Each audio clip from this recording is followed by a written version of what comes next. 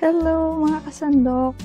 Welcome to Lutong Nurses Pediatric Home Care Advice. My name is Belle at isa po akong pediatric nurse for so many years now. Bago pa siguro na-imbento ang Wi-Fi. You figured, Google nyo kung kailan na-imbento ang Wi-Fi. Time out po muna tayo sa pasyalan at lutuan, payong pangkalusugan para sa mga bata muna po tayo ngayon. Ang topic po natin ngayon ay tungkol sa fever, myth versus fact. Lagnat, yung totoo versus maling paniniwala. Let's face it, may mga maling paniniwala tayo o yung tinatawag na myth tungkol sa lagnat ng mga bata. Naiisip natin na ang lagnat ay nakakasakit sa ating mga anak. Masyado tayong nag-aalala at minsan hindi na tayo halos nakakatulog pag may lagnat ang ating mga anak. Ito yung tinatawag na fever phobia o yung takot natin o labis na pag-aalala tuwing sila'y nilalagnat. Ang totoo niyan, harmless o nakakatulong pa nga ang lagnat. I hope sa topic natin ngayon ay may mga babanggitin ako na makakatulong sa inyo at lalo nating maiintindihan ang tungkol sa lagnat. So, bago po natin simulan ang ating topic, kung kayo ay bago sa channel na ito, please don't forget to subscribe to Lutong Nurses Instagram, Facebook, and YouTube channel. Okay? Let's start! Myth. Mainit ang pakiramdam ng anak ko. May lagnat siya. Fact. Pwedeng uminit o makaramdam ng init ang mga bata sa ilang mga dahilan. Halimbawa nito, kung katatapos lang nilang maglaro ng husto, kung umiiyak, kung kagagaling lang sa higaan na balot ng kumot, o kung mainit ang panahon. Ito ay sa kadahilan ng ang katawan nila ay nagre-release ng init. Their body is giving off heat. Babalik sa normal ang kanilang temperature after mga 20 minutes. Humigit kumulang 80% ng mga bata na mukhang masama ang pakiramdam or acting sick at mainit ang totoong may lagnat. Narito mga temperatures na maituturing nating lagnat gamit ang iba't ibang thermometer base kung saang route ninyo kukunin. Say for example, rectal or bottom, sa tenga o sa noo, 100.4 degrees Fahrenheit or 38 degrees Celsius or higher. Armpit or kilikili, if it's 99 degrees Fahrenheit or 37.2 degrees Celsius or higher. Myth. Lahat ng lagnat ay masama sa mga bata. Fact. Kapag may lagnat, kumbaga tin-turn on nito ang immune system ng katawan. Tumutulong itong labanan ng infeksyon. Ang normal na lagnat or normal fever temperature ay sa pagitan ng 100 to 104 degrees Fahrenheit or 37.8 to 40 degrees Celsius. Ito ay mainam sa mga batang may sakit. Myth. Lagnat na higit pa sa 104 degrees Fahrenheit or 40 degrees Celsius ay masama at maaaring maging sanhi ng brain damage or pinsala sa utak. Fact. Ang lagnat na may kasamang infeksyon ay hindi nakaka-cause o maaaring magdulot ng pinsala sa utak. Kung ang temperature ay higit sa 108 degrees Fahrenheit or 42 degrees Celsius, iyon ang maaaring magdulot ng brain damage. Napakapambihirang tumaas ang ganitong kataas na temperature. Nangyayari lang ito kung halimbawa ang temperature ng hangin o paligid ay napakataas, yung sobrang napakainit na. Isang halimbawa nito ay yung naiwan ng isang bata sa loob ng isang saradong sasakyan na walang aircon o fan sa mainit na panahon. Myth. Sino man ay maaaring magkaroon ng seizure o convulsion triggered by fever o dahil sa lagnat. Fact. 4% lang ng mga batang may lagnat ang maaaring magkaroon ng kumbulsyon. Myth: ang kumbulsyon na may kasamang lagnat ay harmful at delikado.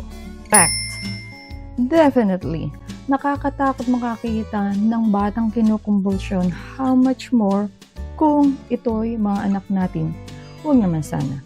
Pero, ang seizure with fever na ito ay madalas nagtatagal lang ng hanggang 5 minutes, 5 minuto. Hindi ito nagdudulot ng permanenteng pinsala at hindi ito nakakapagpataas ng chance na magkaroon ng speech delay ang mga bata, learning problems, or convulsion na walang kasamang lagnat.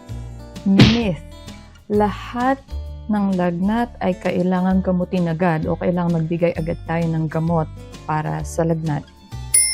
Kailangan lang nating magbigay ng gamot sa lagnat kung ito'y nakakakos na ng discomfort sa mga bata o hindi na maigi ang kanilang pakiramdam. Karaniwan sa lagnat, nag-i-start ang kanilang discomfort kapag umabot na sa 102 or 103 degrees Fahrenheit or 39 to 39 degrees Celsius. Myth: kung hindi ititreat o magbibigay ng gamot, patuloy na tataas ang lagnat. Fact: mali po yan. Dahil alam ng utak kapag sobrang init na ng katawan, karaniwan sa mga lagnat na sanhi na impeksyon, hindi ito tumataas ng higit sa 103 or 104 degrees Fahrenheit or 39.5 to 40 degrees Celsius. Bibihira itong tumataas ng hanggang 105 or 106 degrees Fahrenheit, which is 40.6 or 41.1 degrees Celsius. Bagamat yes, mataas ang lagnat na ito, pero hindi naman ito harmful sa mga bata.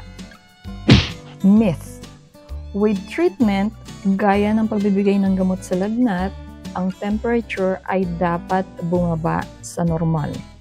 Fact: with treatment, karamihan sa lagnat ay bumababa ng 2 to 3 degrees Fahrenheit or 1 degree to 1.5 degrees Celsius.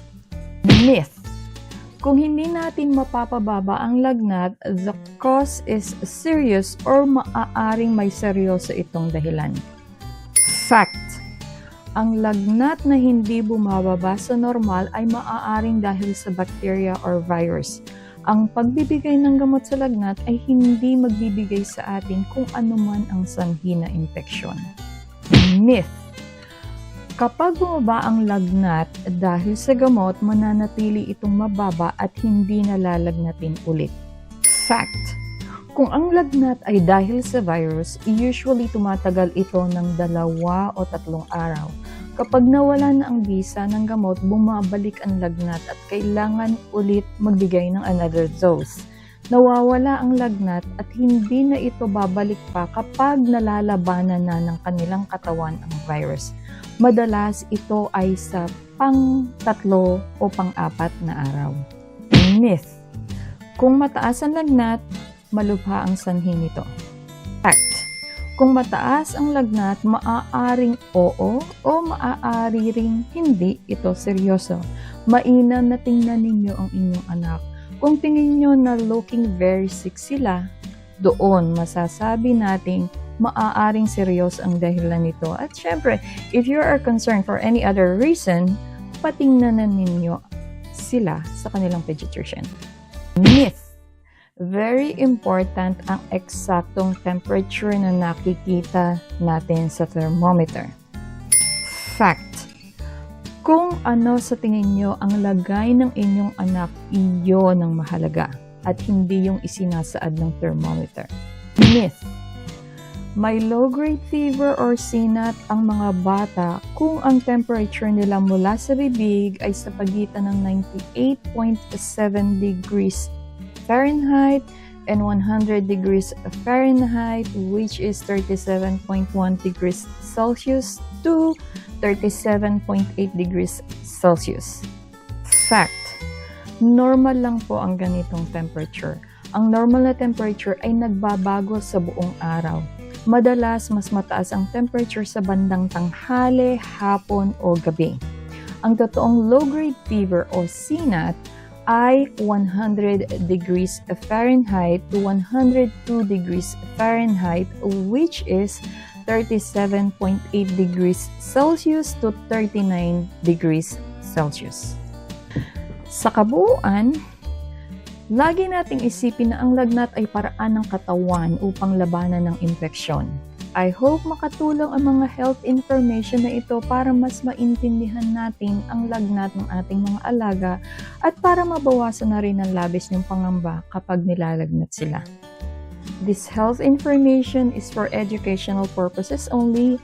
You, the reader, parent, or caregiver, assume the full responsibility for how you choose to use it. Marami pong salamat sa panonood. Again, if you like this video, please don't forget to share, like, and subscribe to Lutong Nurses YouTube channel.